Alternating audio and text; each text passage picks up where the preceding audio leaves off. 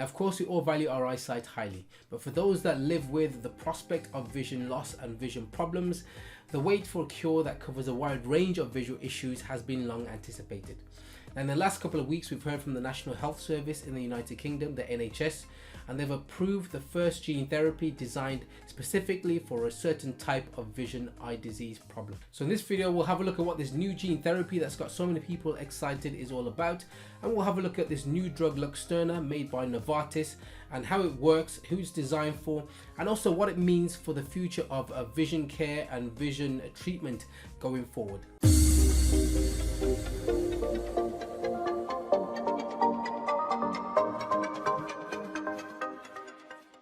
Hi, I'm Martin Oguzie and this is Martin's Eye Tips. Thank you for joining me. I'm a UK based optometrist where I've been in practice for about 20 years now, and on this channel we're all about helping you to see better, see more comfortably and be less anxious about your eyes. So you'll get eye care tips here, how-to videos and product reviews, all designed to help you with your eyes. So today's video we're going to get started, and I'm going to be behind the screen for this one. At any point please refer to the description box where I'll leave the links of the websites that we'll go through on this video, and also any resources that may relate to helping you to understand this subject a bit better. Okay, so here we are. We'll start off, I think, with looking at the news clippings from some websites, and this is the BBC News, and this article was actually first published in September 2019, and that was at the point at which the NHS announced that they were about to allow this and approve this gene therapy for this rare eye disease on the National Health Service.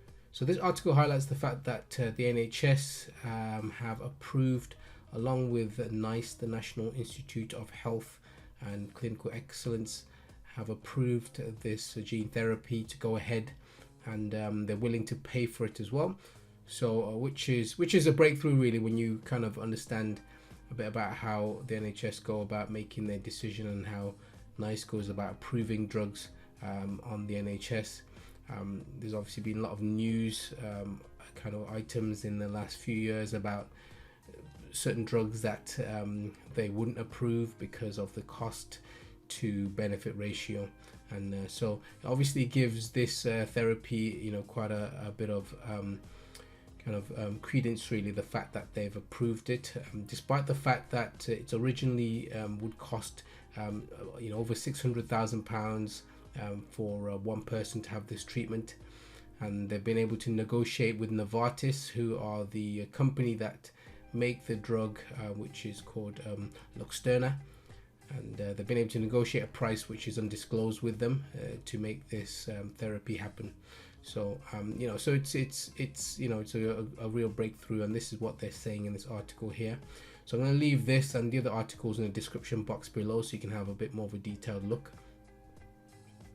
So, but in the last two weeks, we've obviously been hearing this back on the news again, and what we're hearing this time is that in February 2020, so which is the time of this video, we're hearing that the first patients have begun to have this gene therapy, and you know, so kind of it's now just breaking through. So from the point of it being announced that it's been approved in September, October time of 2019 to now, the first patients actually started to have this therapy. You know, so it's now kind of made the news again. And you know, so as we look through here on the National Health Service website, they are kind of just highlighting the fact that the first patients are having this therapy now.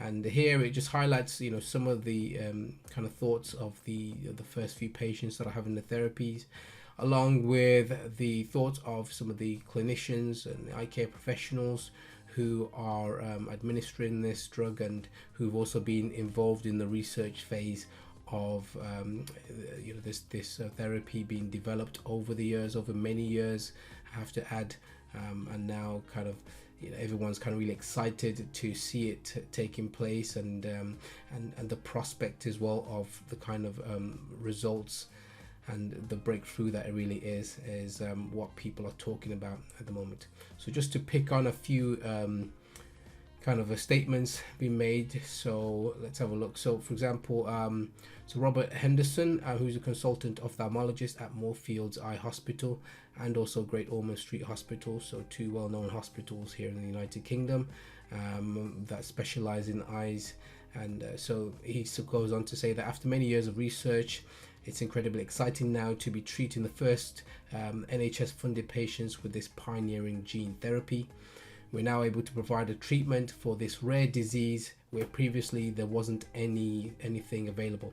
So this could potentially be life-changing for Jake and other patients in this position. So that's his thoughts there, and obviously, you know, using terms like life-changing and, you know, and it really being breakthrough are really kind of powerful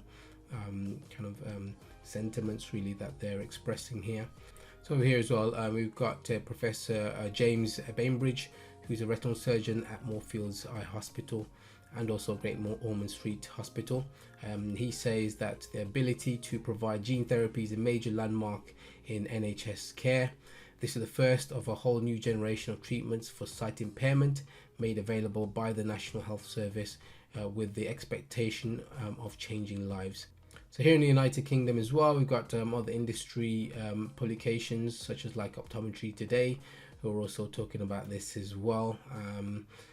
You know, and they kind of highlight and just summarize in this just very short article, just really about some of kind of what's going on, the progress, and what this, a little bit of what the kind of treatment is.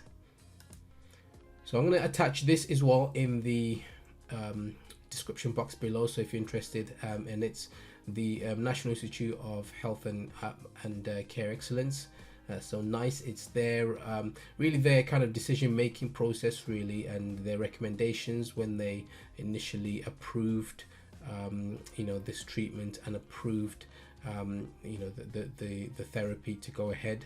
And so they outline some of that in here, and you can have a look through that, and it's quite interesting for people who might want to know about you know this with a bit more detail, and you can kind of look through that and look through, you know, their whole kind of the summary of and the overview of the therapy, the techniques, and also their recommendations on that.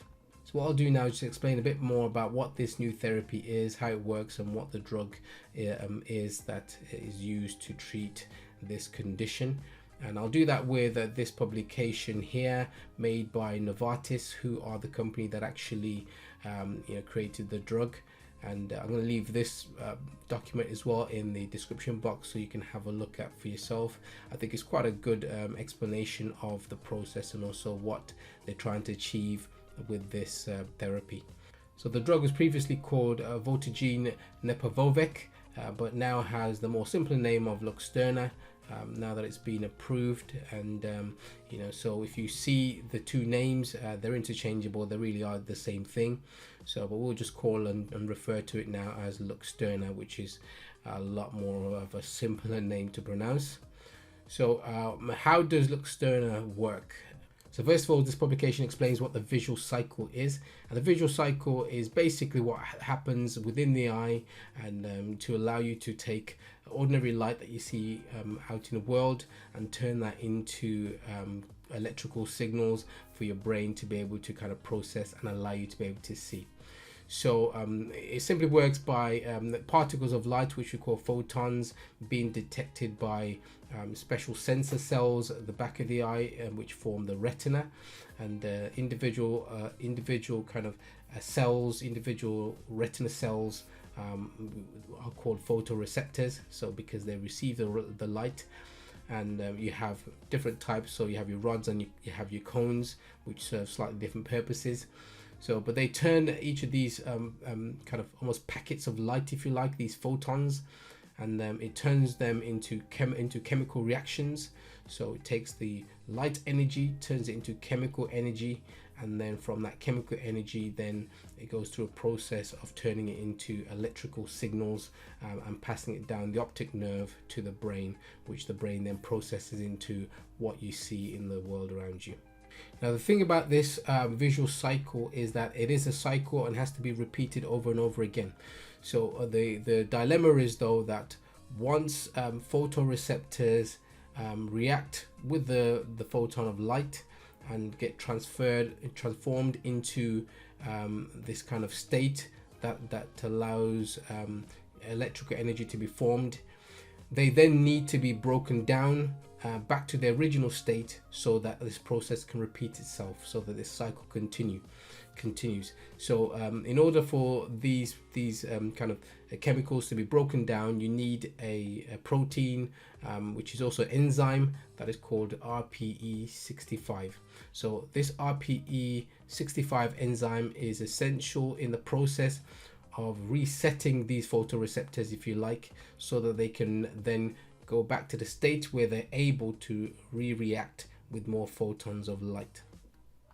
Now, in order for your body to be able to make this RPE65 protein, you need the RPE65 gene, and this is what carries the instruction that tells your body to make the protein that's needed to make plenty of this RPE65, which helps you to kind of continue to have this visual cycle.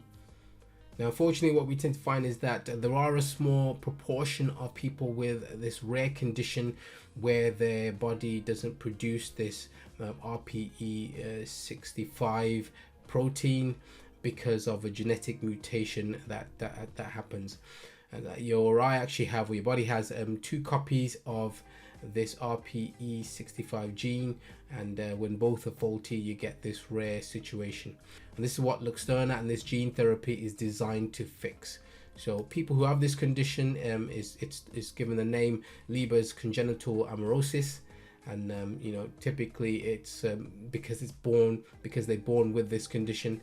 Then from a young age they'll have poor vision to start with, and it will progressively get worse with problems with their night vision, tremoring eyeballs, and poor pupil reactions, and eventually they will lose their sight because, again, all this kind of stagnant, if you like, visual process that's happening in their eyes, or failing to happen in their eyes, is leading to their photoreceptors deteriorating and eventually kind of dying out. So this is the Morpheals website, and they kind of give us a brief and simple to understand kind of understanding of what Leber's congenital amaurosis is. And they're obviously as well a hospital that's heavily involved in this therapy and in this research as well. So this is a summary of what goes on in the body, in the eye. So at the kind of retinal level here, we can kind of zoom in and we see a layer that's called the retinal pigment epithelium. The retinal pigment epithelium is a key structure at the retina. It's basically a layer is made up of cells, and these cells obviously have nucleus, and within every nucleus there is a DNA structure, and the DNA for RPE65 gene has mutated, and as a result it's either not producing the RPE65 protein that is needed at the retinal pigment epithelium, or is producing a faulty version of that. So as a result, what happens is that this protein, which is then needed by the kind of photoreceptors, the rods and your cones, that protein is not available, or a working version is not available that can refresh the visual cycle process. So as a result, you then have photoreceptors which are kind of effectively stuck in a state where they've kind of reacted but are unable to react. And here, just to show you again what the photoreceptor kind of layer and the retina looks like. So here's the retina over here in kind of cross sections, so just to slice through it. And when we do that, we can kind of take a bit of a zoomed in look at that layer, and it's quite a very complicated layer. So you've got all these rods and cones just highlighted here, and your rods and cones are responsible for, they're kind of really like your pixels that you get in your computer screens, etc., or your television. So in your cones, you've got ones responsible for blue wavelengths, red, green, and then you've got your rods there as well. But the retinal pigment epithelium, the RPE, is this layer here, and this layer is important because it helps to kind of nourish, if you like, all the rods and cones which kind of plug into this layer. So within this area here is where the DNA or the faulty gene that would normally produce this RPE65 is to be found, and that's where the kind of process goes on in here. So when we kind of look then at fixing the issue, we also need to then target this area here with the treatment. So what is Luxturna? Now I think the way that this drug works is pretty amazing really, and the job that it has to do is pretty amazing. Kind of once you understand how this works, and it's a pretty amazing feat that they're able to kind of do this. But so effectively the RPE gene, you have 2 copies of this, and when you have them being faulty, then you get this issue that we talked about where with this mutated genes, then you find then that you're having problems creating effectively working RPE65 protein, or not creating it at all. So here Novartis state that 1 in 200,000 people in the world have this condition known as Leber's congenital amaurosis. So it affects a very small proportion of people, and incidentally there are multiple types of this Leber's congenital amaurosis. There's not just one type. So what is Luxturna? So as I said before, each person has 2 copies of this RPE gene, and Luxturna is a one-time gene therapy for patients that have vision loss due to a genetic mutation in both copies of this RPE gene, and also people who have enough viable retinal cells. So 2 key things there. First of all, Luxturna is a one-time gene therapy, and that's pretty amazing, because what it means is that you only need to have this treatment once.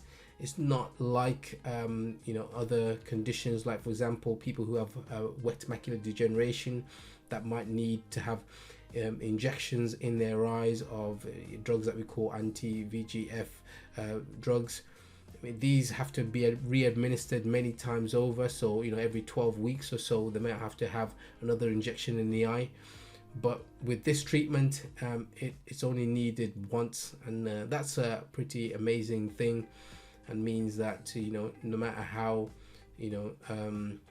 I suppose kind of stressful it might be for people, or how anxious someone might be about having this procedure, at least you can rest assured that it's just a one-time procedure that you get to have. And the other thing about this as well is that it does say there that it's for people who have enough viable retinal cells, and what that means is that Luxturna is not a cure for people who have damaged or dead retinal cells or photoreceptors. Once the photoreceptors have been damaged and die, Luxturna is not able to revive them or bring them back to life. So essentially you're only going to be suitable for this if you've got enough kind of photoreceptors that make it worth saving, basically. So Luxturna is really a preventative drug, a preventative treatment, a preventative gene therapy.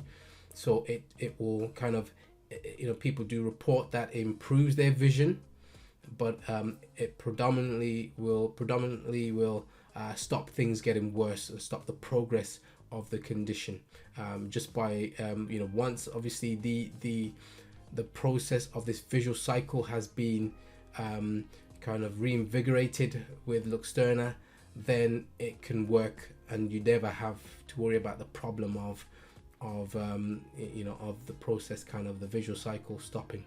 So, but as I said, it doesn't fix the problem of retinal photoreceptors that have already died. So what Luxturna does is it provides a working copy of the RPE65 gene, and then the idea is that it replaces the mutated genes that you've got. So the way that they do it is by Luxturna basically consists of a piece of the working of the correct DNA within it, and it will need to then be kind of transported into the retinal pigment epithelium layer and where the retinal pigment epithelial cells are. So it needs to be transported into that area through vectors. Okay, and vectors and and this kind of like manipulating DNA is not a new thing. It's been done with bacteria, etc., and viruses before. So a vector is just what carries the DNA to the necessary site. Vectors can be bacteria as well.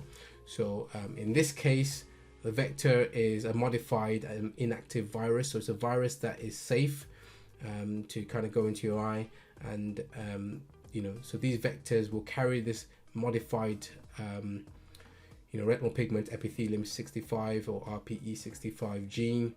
And so once it's administered, then effectively the virus goes ahead and does its kind of work, and results in the kind of replacement of the faulty gene with this new working gene.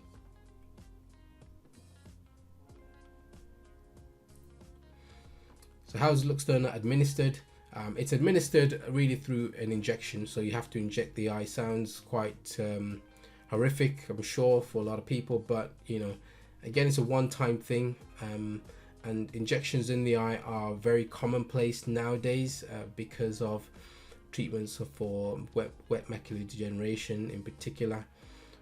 So the injection kind of will go right to the site, so get as close as possible near to the retinal pigment epithelium cells here, and so it's injected in the necessary kind of quantities in that area, and then the virus will do its work.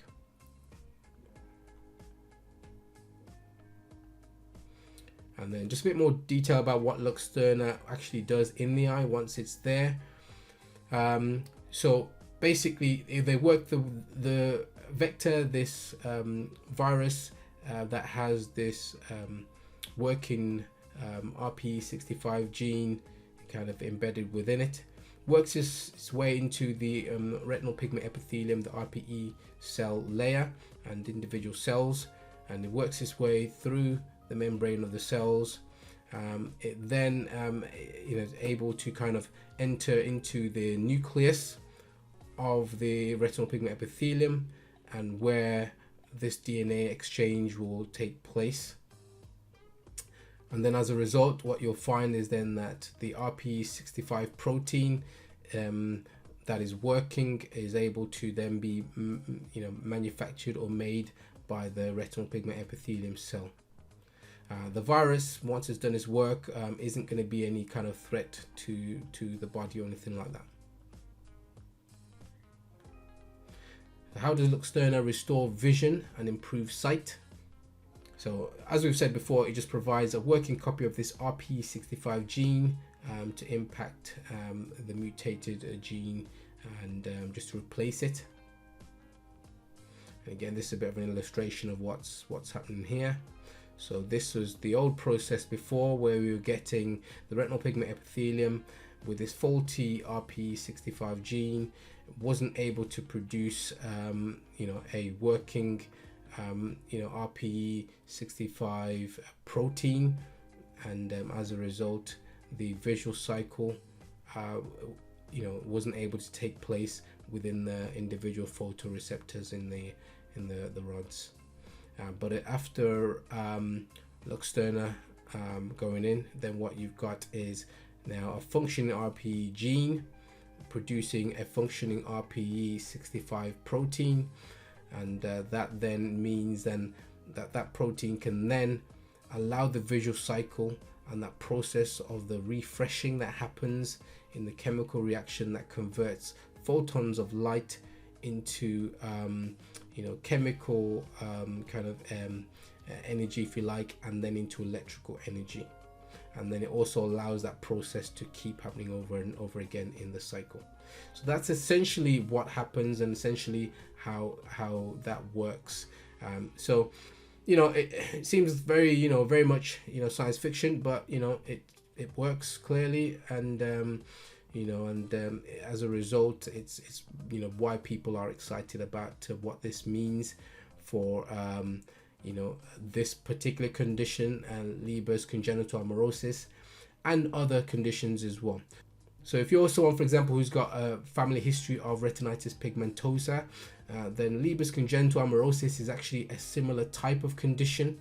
And these kind of gene therapies as well are also being implemented and kind of worked upon for people with retinitis pigmentosa as well.